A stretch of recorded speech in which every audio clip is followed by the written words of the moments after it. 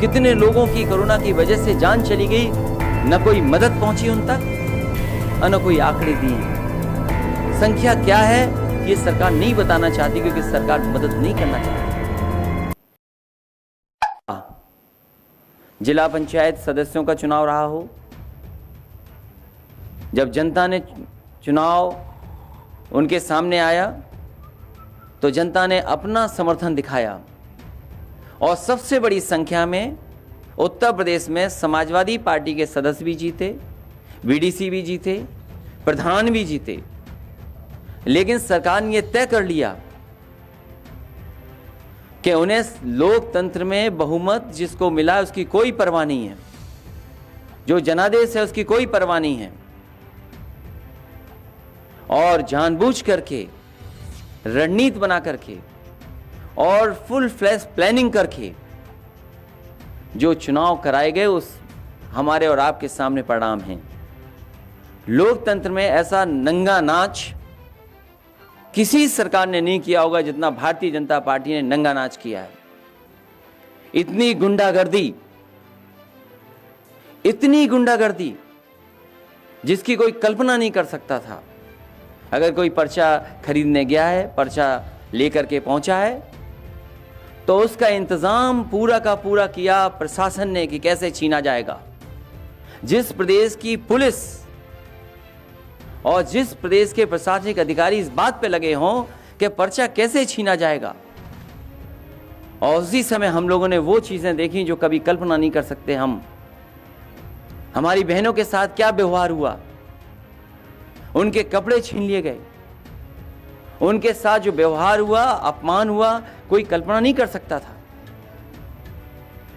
जो सपना दिखा रहे थे कि समाज को हम एक अच्छे रास्ते पर लेकर के जाएंगे, उनने उत्तर प्रदेश की बहनों के साथ कैसा व्यवहार किया, और केवल इसलिए कि ब्लॉक प्रमुख उनका बन जाए।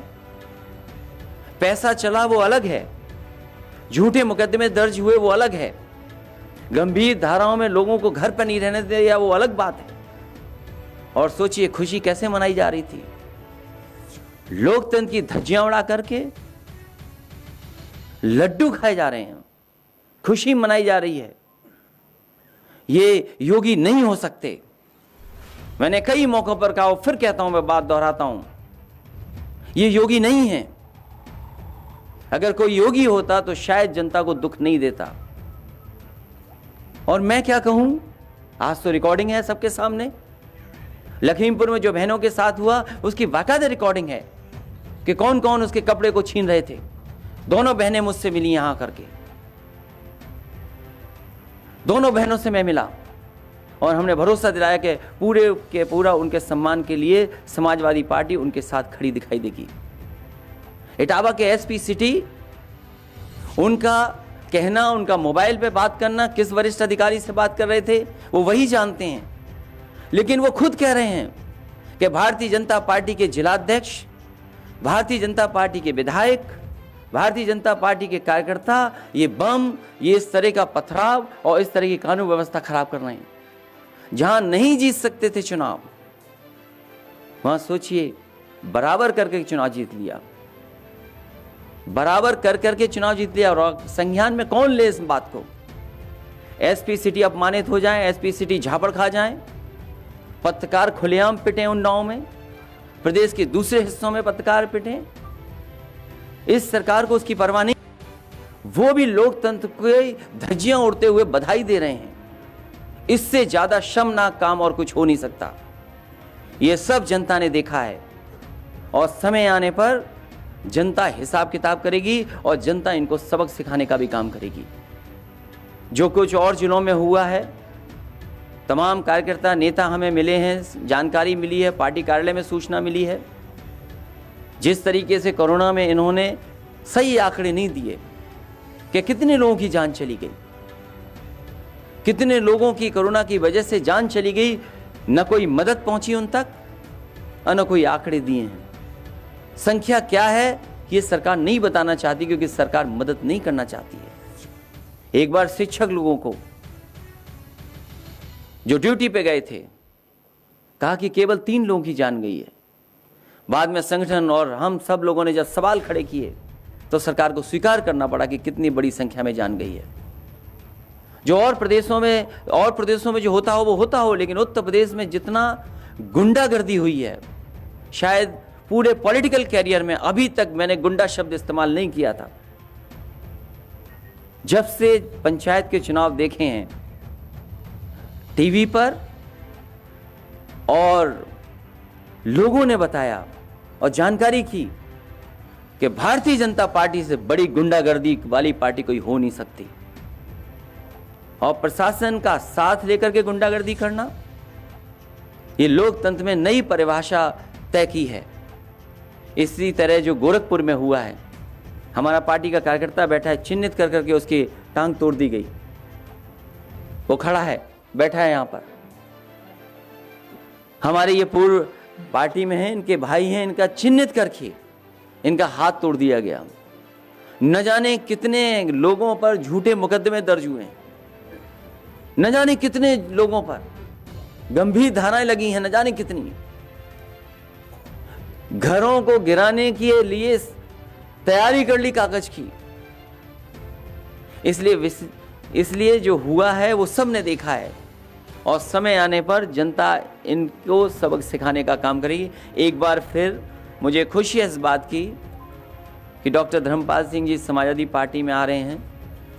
केवल हम ही नहीं चाहते थे, हमारी पार्टी के बहुत कार्यकर्ता नेता चाहते थे कि ऐसा नेता समाजवादी पार्टी में शामिल हो जाए तो पार्टी और मजबूत आसपास जिलों में दिखाई देगी। मुझे खुशी है कि डॉक्टर धर्मपाल सिंह आज समाजवादी पार्टी में शामिल हुए हैं। मैं इनको बधाई देता हूं, इनके सभी साथियों को बधाई देता हूं, उनका सभी कार्यकर्ताओं का मैं स्वागत भी करता हूं। साथ ही साथ बहुजन समाज पार्टी के बहुत ही जिम्मेदार नेता कुंवर चंद वकील, जो चुनावी लोकसभा के लड़े थे, सामाजिक कार्यों में लगातार समाज में दलित पिछड़े उनकी मदद करते रहे, मैं इनका स्वागत करता हूं। इनके साथ जितने भी सहयोगी साथी आए, मैं उनको भी बहुत बहुत बधाई देता हूं और मुबारकबाद देता हूं कि आपके आने से, आप दोनों लोगों के आने से पार्टी के तमाम लोग का मनोबल भी बढ़ेगा और एक ताकत बनी है कि आने वाले समय में पार्टी का परिणाम भी बहुत ऐतिहासिक होने जा रहा है। और आगरा के आसपास हम आपको भरोसा दिलाते हैं कि जिस तरीके से समाजवादी पार्टी ने सबको साथ लेकर के चलने का फैसला लिया है और विकास के रास्ते को और मजबूत करना है, क्योंकि दुनिया में आगरा का एक अपना नाम है, अपनी पहचान है। अगर देखा जाए किसी तरह का टूरिज्म जो होता है वो सबसे बड़े पैमाने पर आगरा से मदद मिलती है। एक्सपोर्ट के मामले में भी बहुत आगे है। जो आगरा के साथ भेदभाव किया गया है, जो आगरा के विकास को रोका गया है, केवल आगरा नहीं उसके आसपास के लोगों का जो विकास रोका है, चाहे वो हमारे किसान हों, हम आपको भरोसा दिलाते हैं कि समाजवादी पार्टी जिस तरीके से विकास कार्यों को आगे ले जा रही थी, आगे भी ले जाने का काम करेगी। मैं इसी के साथ सभी साथियों का बहुत बहुत स्वागत करता हूं, धन्यवाद देता हूं। और मैं आपसे कहूंगा कि गोरखपुर में जिस तरह की घटनाएं हुई हैं, क्योंकि मुख्यमंत्री जी अपने यहाँ एक्सपेरिमेंट पहले करते हैं, गुंडागर्दी का एक्सपेरिमेंट वो अपने वहाँ पहले करते हैं और उसको लागू फिर उत्तर प्रदेश में हर जगह करते हैं। मुझे दुख इस बात का है कि कल भारतीय जनता पार्टी ने, उनके नेताओं ने सबको बधाई दी, सबका धन्यवाद दिया, लेकिन पुलिस का धन्यवाद क्यों नहीं दिया? जिन जिलाधिकारियों ने झूठे मुकदमे लगाए, सुबह से लेकर के शाम तक परेशान रखा बीडीसी और जिला पंचायत सदस्यों को, उनको धन्यवाद क्यों नहीं दिया?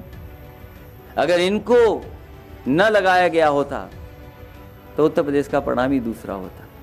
मैं कहूँगा कि जो गोरखपुर में अन्याय का, गुंडागर्दी का एक्सपेरिमेंट हो रहा है वो आप बताएं, और उसके बाद जो प्रेस सवाल पूछना चाहेगी पूछ लेंगे।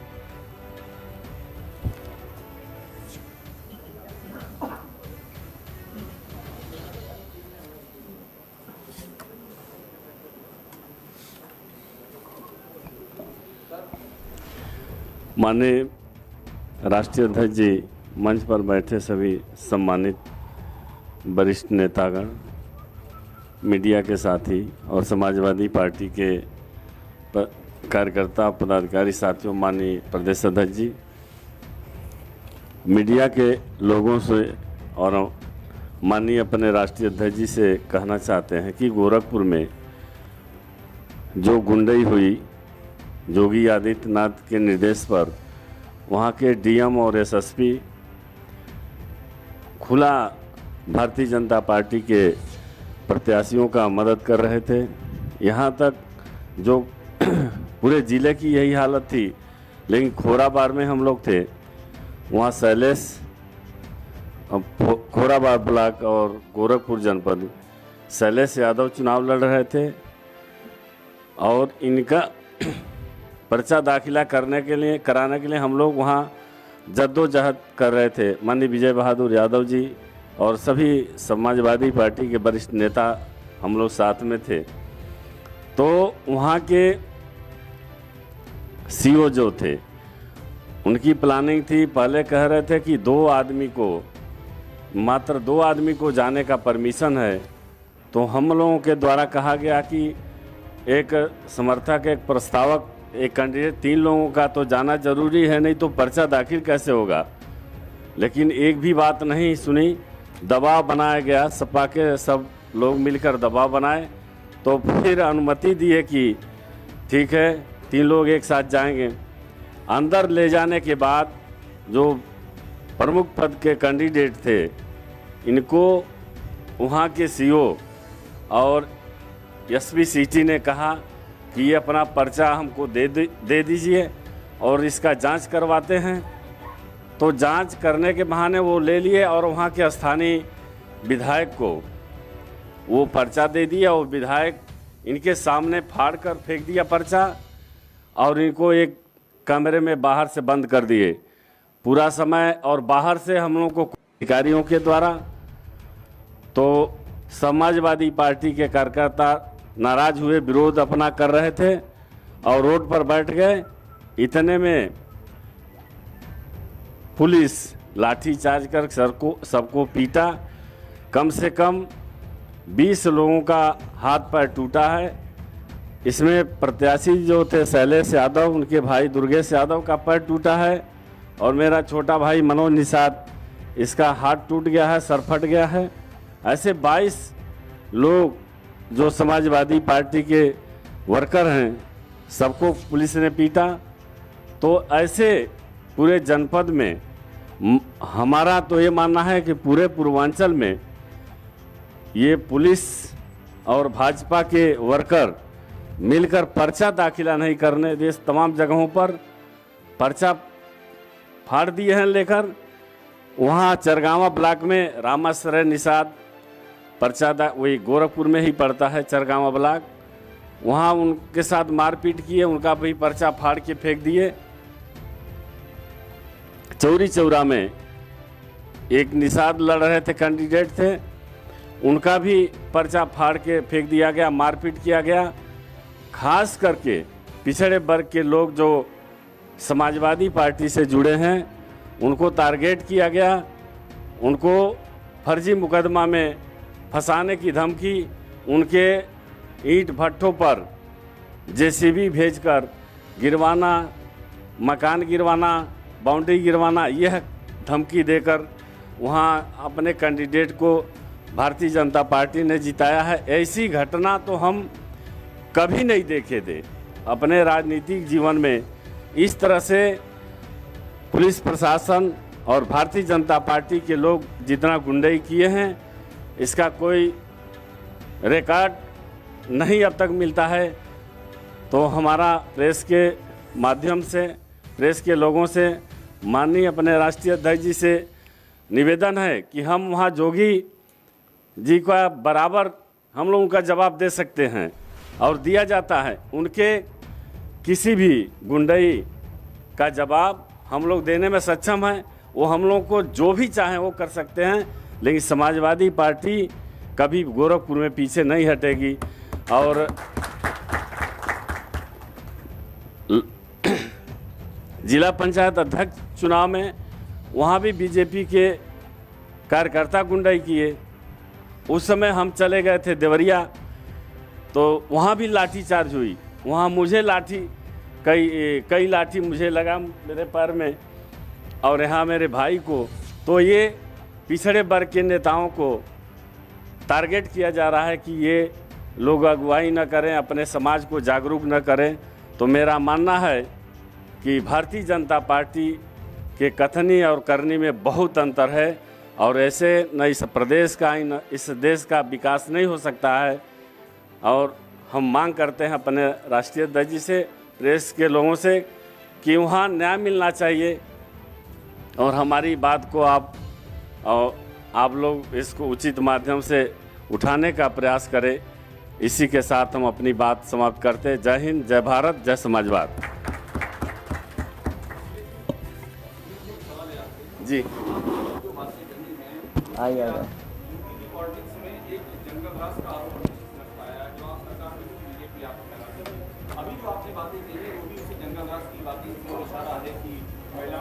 ज़्यादा समाजवादी पार्टी को समर्थन दिया, भारतीय जनता पार्टी को हरा दिया, इसीलिए पूरे प्रशासन को लगा करके और भारतीय जनता पार्टी ने अपने गुंडों को आगे कर करके जो बहुमत का था, जनमत था, उसका अपमान किया है। ये जनता देख रही है और समय आने पर जनता एक बार फिर इन्हें उखाड़ फेंक देगी।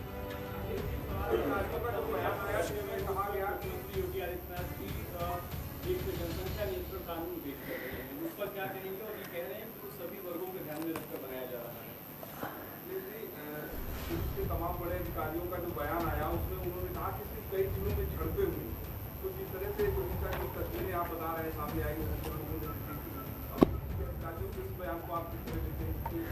अगर पुलिस पिट रही हो, पत्रकार पिट रहे हों और पुलिस अपने लोगों को न बचा पा रही हो, एसपी सिटी का वो कथन, उनका कहना सरकार को स्वयं संज्ञान लेकर के उन दोषी लोगों के खिलाफ कार्रवाई कर देनी चाहिए। अगर एसपी सिटी उस समय कह रहे हैं कि भारतीय जनता पार्टी के जिलाध्यक्ष, भारतीय जनता पार्टी के विधायक, भारतीय जनता पार्टी के कार्यकर्ता बम चला रहे हैं, पत्थरबाजी कर रहे हैं, पीट रहे हैं, मुझे थप्पड़ मारा है, अगर पुलिस उस समय हाथ खड़े कर लेगी तो आप किससे उम्मीद करोगे न्याय? क्या ये वरिष्ठ अधिकारियों को शोभा दे रहा है कि उनका ही सहपाठी, उनका ही सहयोगी इस तरीके से अपमानित हो रहा हो? और सवाल भारतीय जनता पार्टी से आज पहली बार है। भारतीय जनता पार्टी ने अपना संकल्प पत्र बनाया और अगर संकल्प पत्र देखेंगे, उस संकल्प में ये योगी जी नहीं थे। जो उनका संकल्प पत्र बना है उसकी अगर तस्वीरें देखेंगे तो उसमें योगी जी नहीं थे तस्वीर में, भारतीय जनता पार्टी के भी सदस्य नहीं है। उनसे पहला सवाल यह है कि भारतीय जनता पार्टी ने अपना संकल्प पत्र जारी किया, भारतीय जनता पार्टी ये बताए कि आज किसान की आय क्या है। लगातार जब डीजल, पेट्रोल, खाद, कीटनाशक दवाइयाँ, बीज, सब कुछ महंगा हो रहा है, आज किसान की आय क्या है?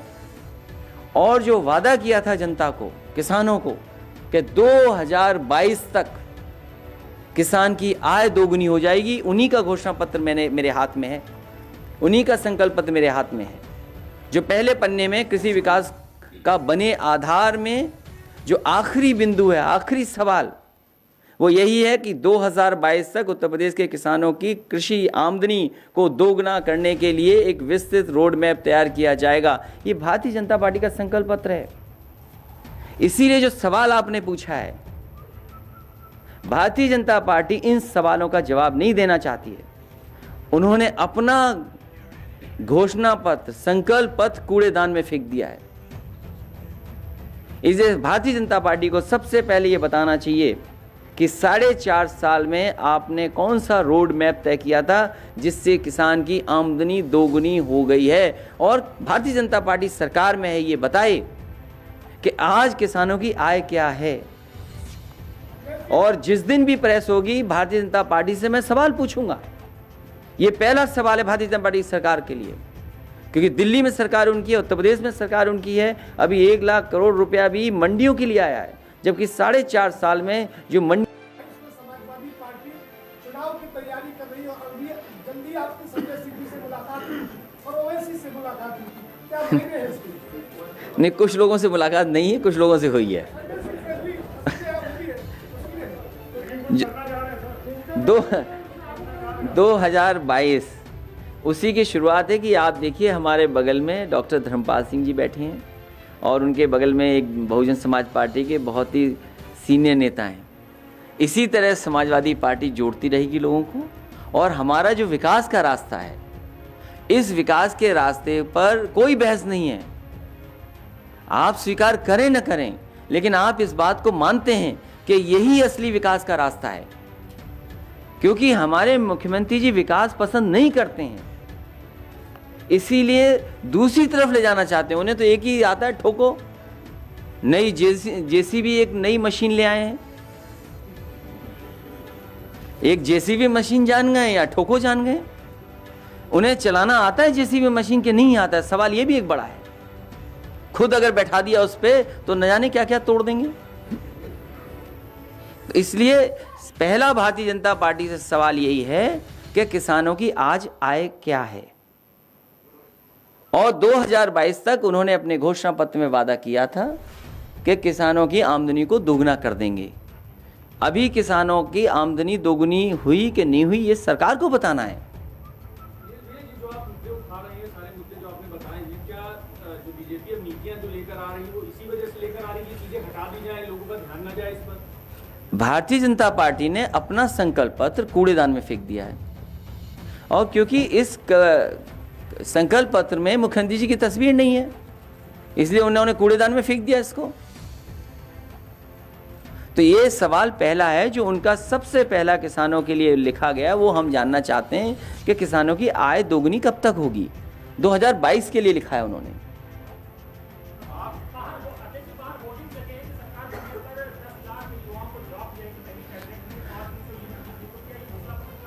अभी घोषणा पत्र आएगा, इससे ज़्यादा किसानों की मदद, इससे ज़्यादा नौजवानों के रोजगार नौकरी का इंतजाम समाजवादी सरकार करेगी। मैं तो आपसे कहना चाहता हूं कि कभी मुख्यमंत्री जी ने कहा है कि super critical thermal plant, 660 super critical thermal plant, कभी उनके मुंह से सुना है कि नहीं सुना है? अगर नहीं सुना है तो वो बिजली के बारे में नहीं जानते। विपक्ष की कोशिश होगी, समाजवादी पार्टी की कोशिश होगी, ज़्यादा से ज़्यादा दल को साथ ले लें।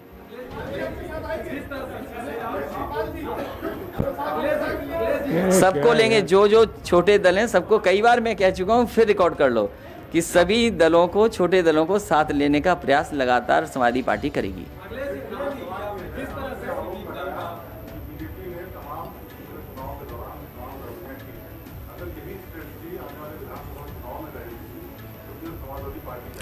भारतीय जनता पार्टी जनता से नहीं लड़ सकती। जनता बदलाव चाहती है, और बदलाव का परिणाम आपने देखा है कि सबसे ज़्यादा जिला पंचायत सदस्य समाजवादी पार्टी के जीते थे। आज भी गिनती कर सकते हैं, लेकिन जिस तरीके से भ्रष्टाचार, पैसे का और प्रशासन का इस्तेमाल हुआ है, उससे परिणाम बदले हैं। ये भारतीय जनता पार्टी कहती थी कि नोटबंदी से भ्रष्टाचार खत्म हो जाएगा, लेकिन पूरे उत्तर प्रदेश ने देख लिया है कि जिला पंचायत सदस्यों को और वीडीसीओ को कैसे मनाया। मैं उसका जवाब दे चुका हूं, पूरी बात कह के जवाब दे चुका हूं मैं। आज है गन्ना किसानों का।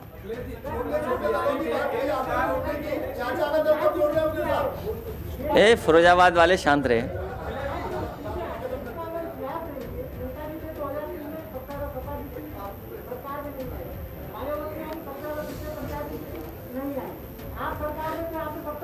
मैं आपसे सहमत हूं कि ये सरकार में नहीं आएंगे। मैं आपसे सहमत हूं।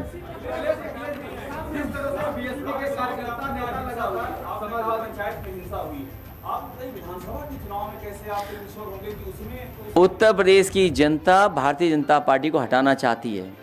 जनता से ज्यादा संख्या नहीं है इनकी, जनता बदलाव चाहती है। बीएसपी के नेता जिस तरह से समाजवादी पार्टी को लगातार आ रहे हैं, बीएसपी पूरी खाली होगी, उसका नतीजा देखा कि पंचायत चुनाव में भाग नहीं लिए। अभी भारतीय जनता पार्टी के लोगों के लिए दरवाजा नहीं खोला है। उनकी टिकट कटेगी तो देखिए किधर किधर जाएंगे। उनकी सूची बन गई है, जब टिकट कटेगी तो वो जानते होंगे कि कितने जाएंगी। इसी तरह हरिओम उपाध्याय जी आ गए क्या? नहीं आ पाए, चलिए कोई बात नहीं, हालांकि वो नहीं पहुंच पाए हैं। भाई मैं किसी दल के भविष्य कैसे तय कर सकता हूं? हम अपना भविष्य बना रहे हैं। और आप, अरे आप खुद सोचिए, कोविड के समय पर क्या हैंडलिंग थी, सरकार क्या कर रही थी, और लॉकडाउन के समय पे क्या नहीं हमने देखा, हमने आपने।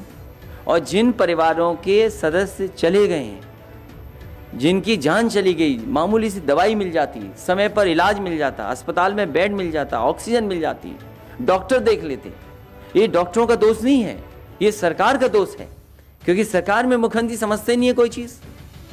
उन्होंने कहा सब चीज़ें हैं, हर चीज़ ब्लैक हुई। ये सवाल बड़े हैं। और आज जिन परिवारों के सदस्य चलेंगे, सरकार ने क्या मदद की है? और इतनी महंगाई होने के बाद, इतनी महंगाई जब हो गई है, तो बताइए रोजगार और के अवसर क्या पैदा किए सरकार ने? ये बहुत बड़े सवाल है। इसलिए केवल एक सवाल आज है, किसान की आय दोगुनी कब होगी? तुम्हारा आखिरी सवाल कभी नहीं होगा। इसी परिपाटी पर उत्तर प्रदेश में भी आ रहे, बिहार में आरजेडी का खेल खराब किया था, क्या लगता है आपको? आप उसमें आप खुद समझदार हैं, आपकी क्या राय है? मैं कोई राय नहीं दे सकता इस पर। उत्तर प्रदेश की जनता विकास चाहती है, खुशहाली चाहती है। समाजवादी सरकार में जो योजनाएं विकास कार्य हुए थे, वो आज भी सामने दिखाई दे रहे हैं। कोविड के समय पर आपके एम्बुलेंस ने मदद की, और इस सरकार ने एम्बुलेंस बंद कर दी है। एम्बुलेंस बंद कर दी सरकार ने। कोविड का इतना सवाल पूछा जा रहा है, ऑपोजिशन में सारी पार्टियां कोविड को लेके सरकार को घेर रही हैं। क्या सभी ऑपोजिशन के जितने भी दल हैं, क्या वो डेथ ऑडिट की बात कहेंगे और उसको लेकर आप लोग आगे बढ़ रहे हैं? समाजवादी सरकार बनने पर ऑडिट होगा, और ऐसे सरकारी अधिकारियों ने जिन्होंने आंकड़ों को छिपाया, उनके खिलाफ भी कार्रवाई होगी। और जिला पंचायत के चुनाव में और ब्लॉक प्रमुख के चुनाव में जिन्होंने अधिकारियों ने अपनी सीमाएं लांघ गए हैं, उनकी भी सूची बनी हुई है।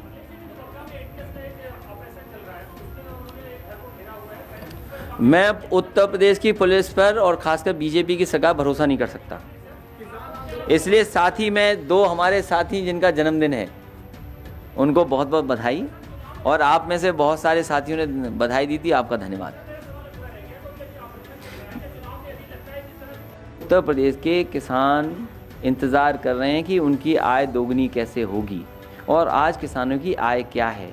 जिस तरीके से डीजल, पेट्रोल और महंगाई बढ़ी है, उस समय सरकार को बताना चाहिए कि कितनी आय है किसानों की।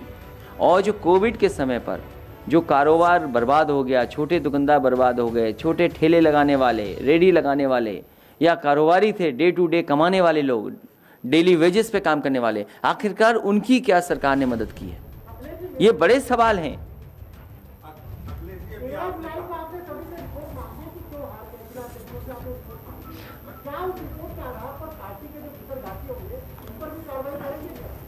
बेतरघातियों से काम लेंगे।